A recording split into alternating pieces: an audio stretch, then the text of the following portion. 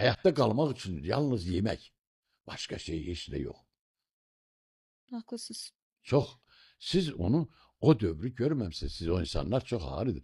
Mən də o dövrdə elə bilirdim. Müəllim çörək yemirdi. Müəllimimizi çox sevirdik.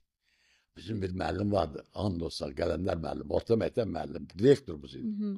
Balaca şeydim. Hamısından 5 alırdım. Və buramdan tutur da deyir, utanmırsınız. Bax bu balaca uşaq hamısından 5 alırsan yekə. O bizim dövrümüzdə də çoxu 10 yaşında, 9 yaşında məktəbə gəlirdi. Məktəb çətin idi. Biz ayrı-ayrı evlərdə oxumuşuq. Bir 2 otaqlı ev olan adamın bir evini arenda götürüblər. Orada məktəb idi. Məktəb saat yox idi o. Yəni yaşamaq uğrunda mübarizə. Bəli, yaşamaq uğrunda mübarizə olub. Çox çətin dövrlər olub. Sovet dövlətinin elə bilmə hər indiki dövrü kimi.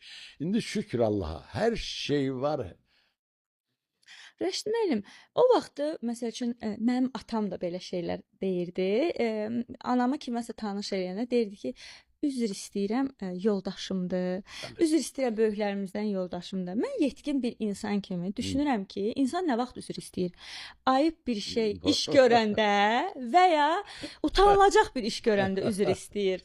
Bu mənim inancımdır beynimdəki. Tamamilə doğrudur. Amma ənənə, milli mentalitet də sırıyıb ki, həyat yoldaşı müqəddəsdir.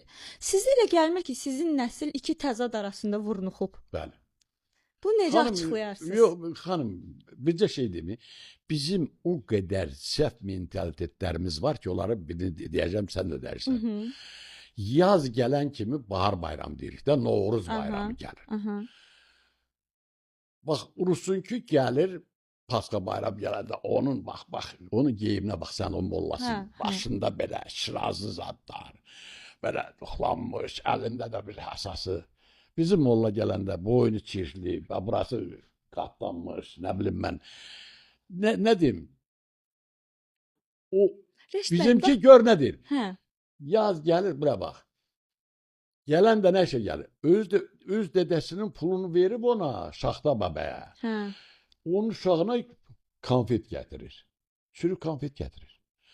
O da uşaq da elə bilir ki, Şaxta babası ona oradan konfet gətirəcək verdi. Yalandır da bu qızım.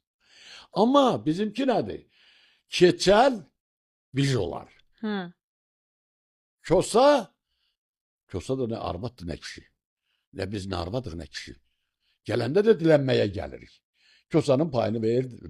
Bunlar hamısı düzəlməlidir, xanım.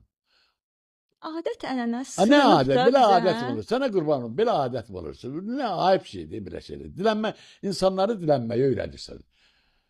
Bizim millətdən, Türk millətindən dilənçi olmamalıdır. Olmayıb da. Amma yeni də görürsən. Yolda dur dilənlər. O bizdən deyil.